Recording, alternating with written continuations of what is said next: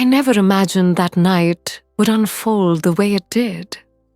I was on the couch, sipping my chamomile tea like any other quiet evening, when a message from my son lit up my phone and made my heart stumble.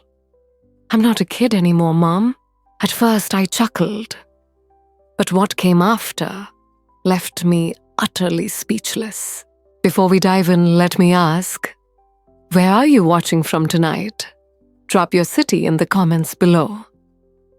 I love seeing how far these little stories of mine can travel. Now let me tell you how it all began.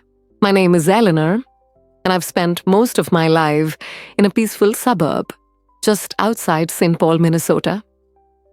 It's the kind of place where lawns are trimmed on Sunday mornings, neighbors wave from rocking chairs, and the seasons move with comforting predictability.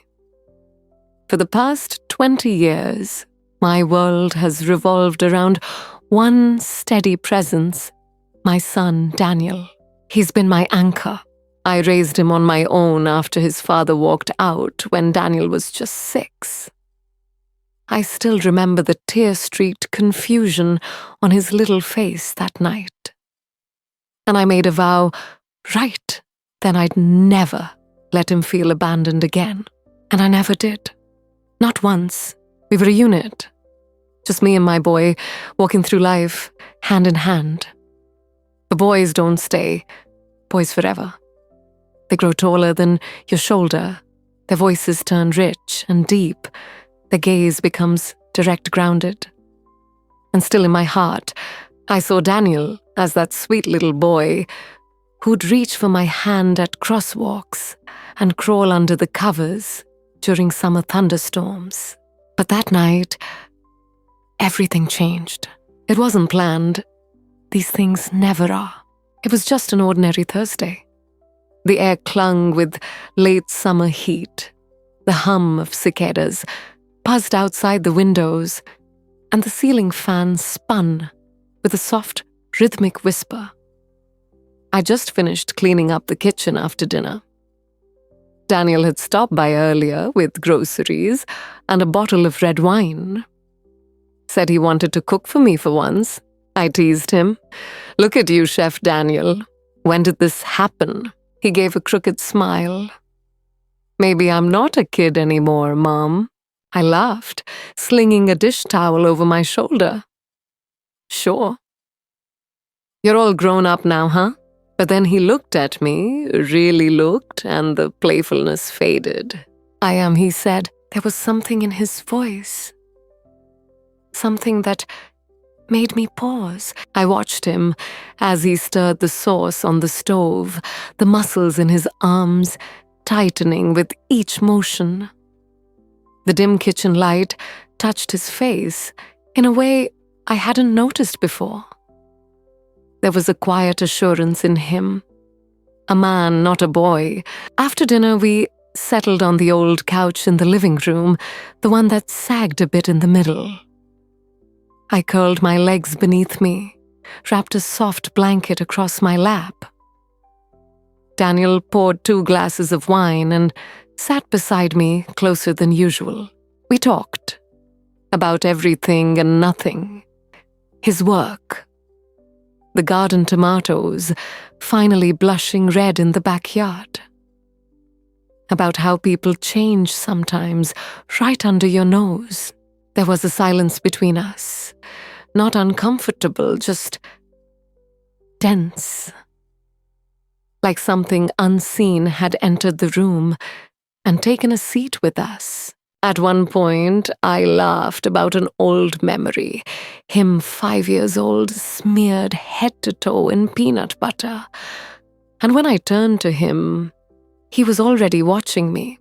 That same unreadable expression. Like he saw something in me I'd forgotten existed. "You still treat me like I'm that little kid," he said softly. I tilted my head. "What do you mean?" He set down his glass, his voice steady. "I'm not that kid anymore. I'm a man. I've lived, Mom. I've felt heartbreak. I've learned how to wait, how to listen. I'm still your son, but I'm also someone else now. Someone who sees you, not just Mom. I see Eleanor. My breath caught. I didn't know what to say. I felt exposed, not in body, but in soul. A part of me I'd kept buried for so long had suddenly risen to the surface. I don't know how to respond to that, I whispered. You don't have to, he said. Just hear me. Another silence. But this one trembled with meaning. My hand was resting on my knee when I felt his fingers graze mine. Soft, not forceful. Like he was asking a question with touch alone. Daniel. My voice barely carried. My heart wasn't racing out of fear, but from something else entirely. Uncertainty. Curiosity. I've spent years trying to be what you needed, he said gently. Stable. Reliable. Now I just want to know what you need. Not as a mother. As a woman, I closed my eyes. This was a conversation I never imagined I'd have. Not with him, not with anyone. And yet it didn't feel shameful. I searched his eyes. Was there disrespect, immaturity? A momentary impulse? No. There was none of that, only steadiness, clarity. We sat there, not touching, not speaking, just breathing the same thick air. Outside the porch, light buzzed faintly, and the world grew darker by degrees. I need to think, I said at last, barely more than a breath. I know, he replied. He stood slowly, placed a warm hand on my shoulder, a gesture full of care, not expectation, and walked upstairs to the guest room. I stayed there, the blanket still on my lap, the wine glass full and untouched. I listened to the creaks of the house as it settled into night. But the echo of his words stayed with me longer than his footsteps ever could. I didn't sleep much. How could I? Something had shifted in me, like a locked door quietly swinging open. I didn't yet know where it would lead, but for the first time in years, I felt something I hadn't allowed myself to feel. Seen. Wanted. Not for what I did for others, but for who I was, and I didn't feel alone anymore. The next morning, I woke earlier than usual. Golden sunlight had only just begun to slice through the blinds, casting long stripes of warmth across the hardwood floors. It reminded me of mornings from long ago, when Daniel was little and would come padding into the kitchen in footy pajamas, his hair sticking up in every direction. But this morning felt different. It was as if the morning was watching me rather than the other way around. I stood barefoot in the kitchen, pouring coffee into my favorite chipped mug, the one with the faded roses I'd never been able to throw away. My hand trembled slightly as I lifted it to my lips. Every sound in the house, the low hum of the refrigerator, the spoon settling in the sink, felt louder than usual, as if the silence itself had weight. Then I heard it, the soft creak of footsteps on the stairs. Daniel appeared in the doorway. He was shirtless, his hair tousled from sleep, one hand rubbing the back of his neck in that familiar way he always did when he was unsure. He looked younger like that, but also not. "Morning," he said softly. "Good morning," I replied, forcing a steadiness into my voice that I didn't feel. I didn't know whether we were pretending last night hadn't happened, or whether we were silently stepping into something new. Daniel sat down at the kitchen table, his eyes fixed on me. "Did you sleep?" he asked. Barely, I admitted. "Phew."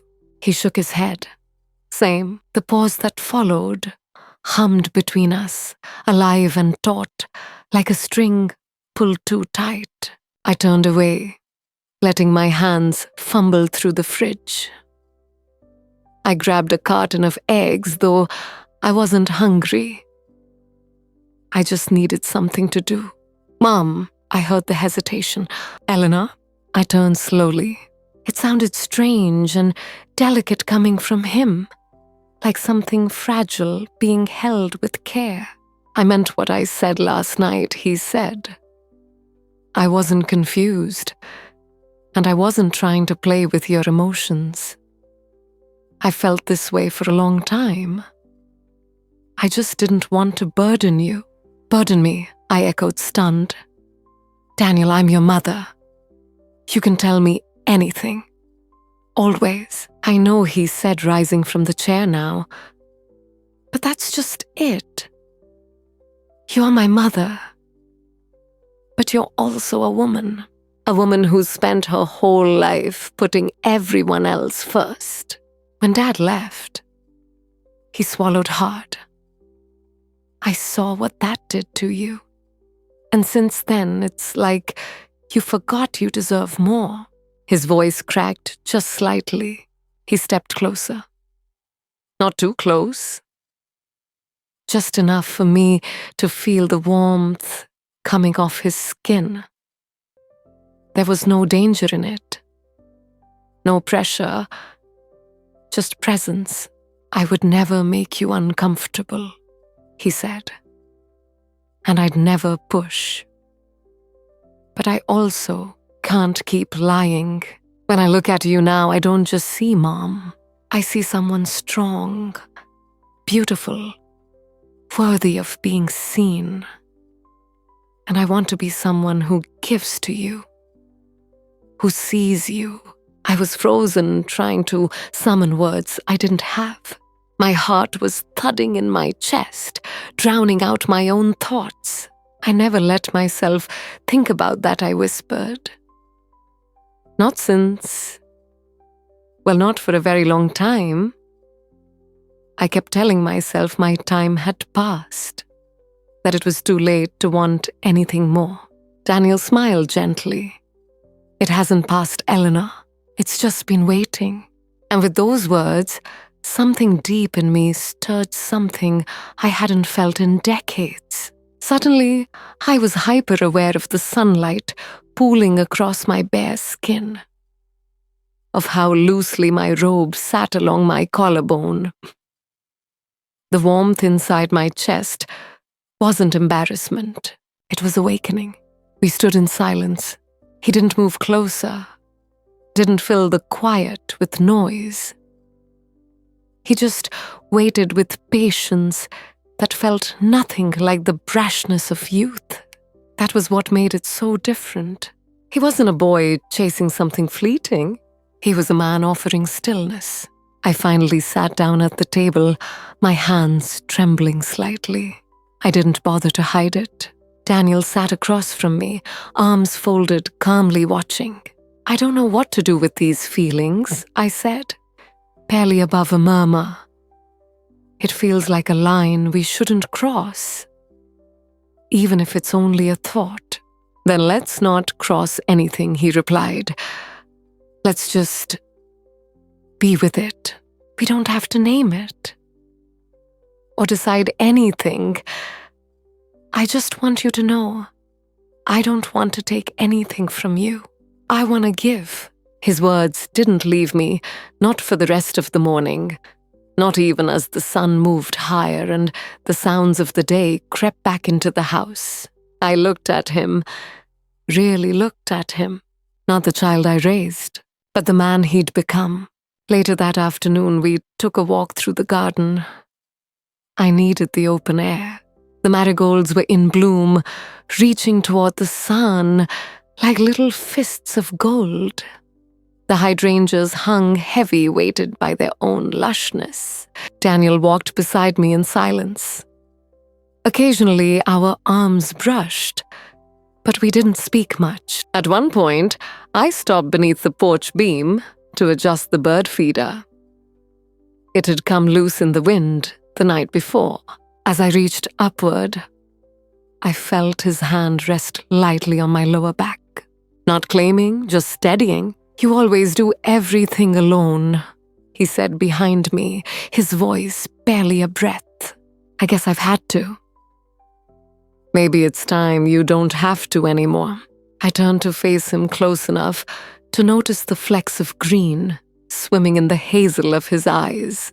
We stood that way, unmoving, suspended in some invisible stillness, until I broke into a breathy, nervous laugh. I feel like a teenager again, I confessed, almost embarrassed by the honesty of it. His smile bloomed slowly, genuinely. "Good," he said. "That's how you should feel."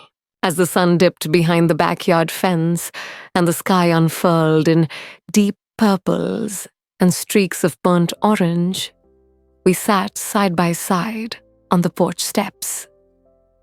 The kind of evening that didn't ask for words. And then he reached over, slowly, gently brushing a loose strand of hair behind my ear. I didn't stop him. "I'm not asking you for anything," he whispered.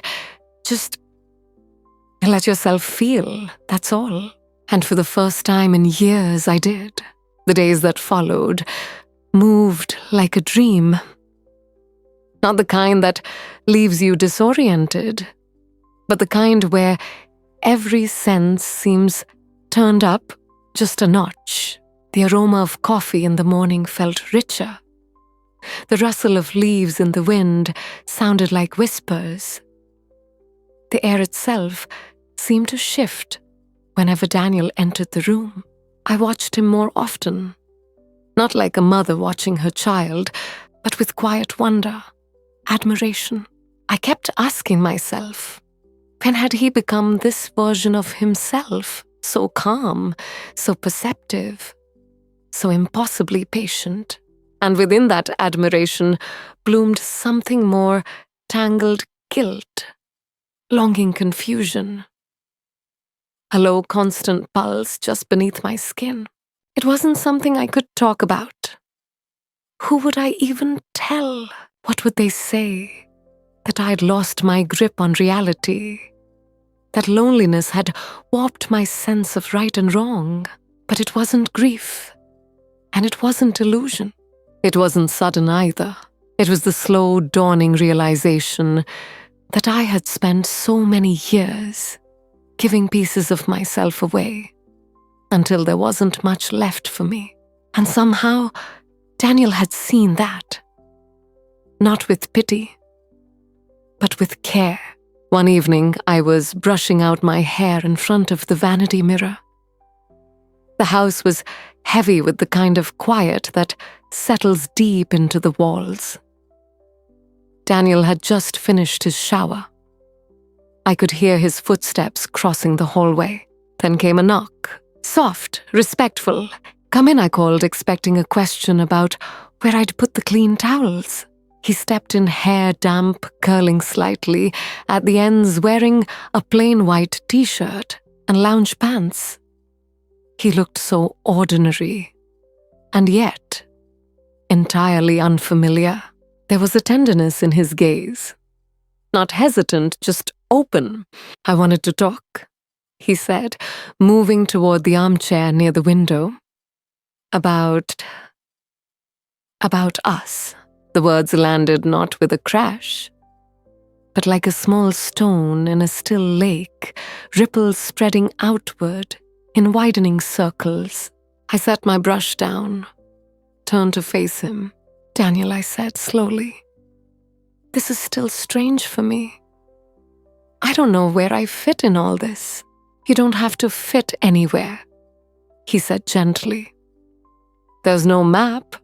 I just want to be with you. Near you. If that means just talking like this, sitting close, nothing more, I'm okay with that." He wasn't pushing. He wasn't persuading. And maybe that's what made it harder to resist. Because it wasn't pressure I felt from him, it was invitation. An open door I could choose to walk through. Or not. I stood and moved slowly toward the window beside him. The moon hung low and heavy, casting a silver glow across the hardwood floor. I could feel Daniel's presence beside me, not pressing, just existing, giving me room to speak or stay silent. And that silence, it was a gift, the kind I hadn't known I needed, the kind that didn't demand answers or rush to fill the air. You know, I said softly, there were times I went weeks without being touched. Not even a hand on my shoulder. Not even a hug. He looked up at me, pain flickering behind his eyes. I never knew that. I didn't want you to. You were just a boy. You had your own world. I didn't want to be another weight on your shoulders. Eleanor, my name again. But this time it sounded sacred, like a prayer. I'm not a boy anymore. I looked into his eyes, and something shifted. Then slowly, tentatively, I reached for him, just my hand on his shoulder. That was all. But it felt enormous. His hand rose to meet mine fingers, brushing the back of it with reverence. I don't know how to do this, I admitted. You don't have to, he said. We can just sit here. So we did. I eased into the armchair beside him. It was snug, but we didn't mind. His arm wrapped around my shoulders, tentative at first, then more certain. I leaned into him, letting my head rest gently against his chest. And in that moment, I released a breath I hadn't even realized I'd been holding for years. There was no urgency, no hunger to grasp or define, just a quiet warmth spreading between us, like sunlight slowly climbing the walls of a dim room. It wasn't loud. It didn't demand to be named. But it was there, undeniable, steady unfolding, like a slow exhale after a lifetime of holding breath. That night, I didn't retreat to my own bed. I stayed. I curled into Elliot's side, his arm around my shoulders, the soft rhythm of his heartbeat lulling me as the moon cast a pale shimmer across the floor. And for the first time in decades, I didn't feel like I had to hold myself together. I felt held fully, gently, without question. Not just in body, but in spirit. I woke just before sunrise. The house was still wrapped in that sacred hush only early dawn can bring. I didn't move.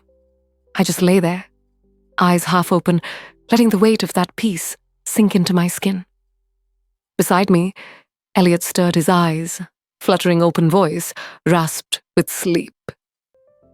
You all right? He murmured. I think I am, I whispered, tasting the truth of it on my tongue for the first time in years. I think I really am. The light spilled softly into the room, amber streaks filtering through the curtains, as though the day itself had tiptoed in gently respecting the shift that had occurred. I remained still, soaking in the moment.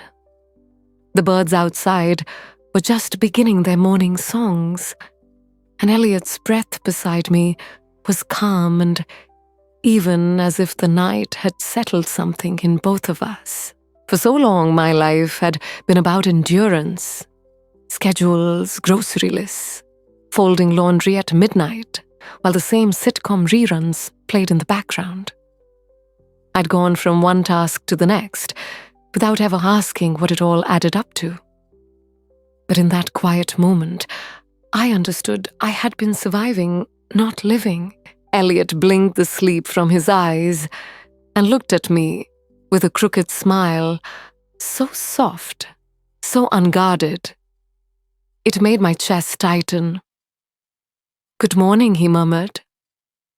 Morning, I replied, unsure why my voice caught.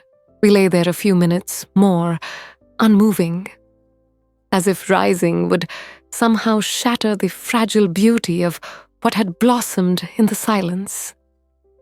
But eventually I sat up, running my fingers through my hair, sighing. I should probably make some coffee. I'll help, Elliot said, stretching beside me. In the kitchen, everything felt uncomplicated. He leaned against the counter, arms crossed, watching me with a gaze that didn't crowd me. He was simply there, present in a way that made the air feel easier to breathe. I've been thinking, he said, after a beat, about where we go from here. From here, I echoed. I don't mean something dramatic, he clarified. Just what this means. For you, for me, for us. I appreciated the way he said it, not demanding, not filled with projections or fantasy. Just honest, measured. I don't know yet, I admitted, pouring the water into the machine. This isn't something I ever planned for, and sometimes it still feels strange. Strange how, like I'm waiting for the other shoe to drop. Like this can't be real. He moved closer, not touching me, but close enough that his nearness wrapped around me like warmth. But does it feel wrong? He asked. No, I whispered. That's just it. It doesn't. It feels gentle. And I haven't had gentle in a very long time. He smiled faintly, nodding. Then that's enough. For now, after breakfast, we went for a walk. The air was warm, the kind of summer morning that hugs your skin, but still offers relief under the broad shade of old elm trees. We didn't talk much, just moved together in a slow rhythm, hands brushing now and then. Something about it was healing, as if our footsteps stitched something closed behind us. Later that day, we tackled the garage, a task I'd been putting off for months. Dusty boxes, forgotten trinkets, a few memories that made us laugh out loud. And somewhere between rearranging shelves and untangling old cords, something unspoken eased between us. When we finally sat down to eat a late lunch, I realized I felt lighter. Not just in the room, but in myself. As the sun sank behind the hills, we sat together on the back porch. 2 glasses of wine, the soft hum of crickets.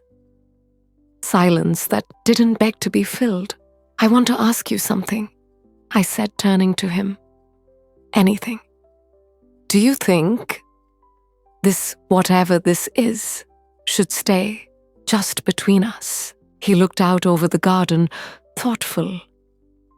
I think the world may not understand, he said carefully. But that doesn't mean it's wrong.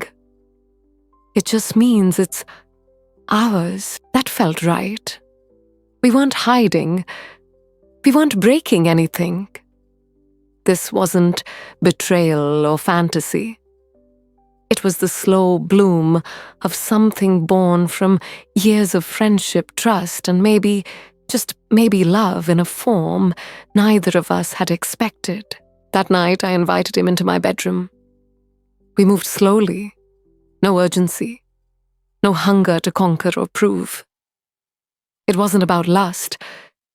It was about permission mine, to be seen, to be touched tenderly, to be known not for what I'd done or given, but simply for who I still was. He didn't take, he offered, he didn't rush, he waited. And as we lay tangled in soft linens and the sound of nighttime cicadas, I realized I wasn't someone's afterthought. I wasn't a chapter that had already closed. I was the beginning of something new. And this time I was choosing it. Every breath, every beat, every quiet, sacred moment. The morning came softly like a secret. I opened my eyes to find Luca still asleep beside me, his arm draped across my waist, his breath warm on my shoulder. There was no urgency to move, no need to tiptoe back into routine. Just the comfort of presence, of knowing I wasn't alone, and I wasn't pretending. I lay there watching the light dance on the ceiling, painting soft, golden strokes across the walls. My mind wandered, but for once, it wasn't racing. It was still, clear. It felt like waking up after years of dreaming someone else's life. Lucas stirred and let out a sleepy groan, burying his face in the pillow. Is it weird, he mumbled, that this feels normal already? I smiled. No, it feels earned. We spend the day quietly. There were errands to run, groceries, laundry, emails to catch up on, but we moved through them together, seamlessly, as if we had always done so. He reached for the top shelf when I couldn't. I reminded him to grab the oat milk. We shared a glance in the bakery aisle that made us both laugh for no reason.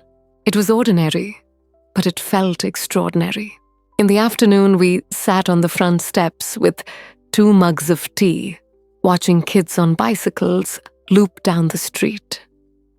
A breeze played with the edge of my cardigan. He reached over without a word and tucked a loose strand of my hair behind my ear. I know this started unexpectedly. He said, voice quiet, but it doesn't feel temporary. At least not to me. I looked at him. Those eyes tired, but kind familiar, and knew all at once. Me neither, I said. We didn't say what it was. Not boyfriend, not partner, not anything that could be boxed and labeled. It was too soon.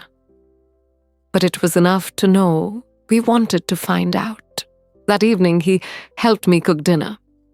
He chopped vegetables while I stirred the sauce.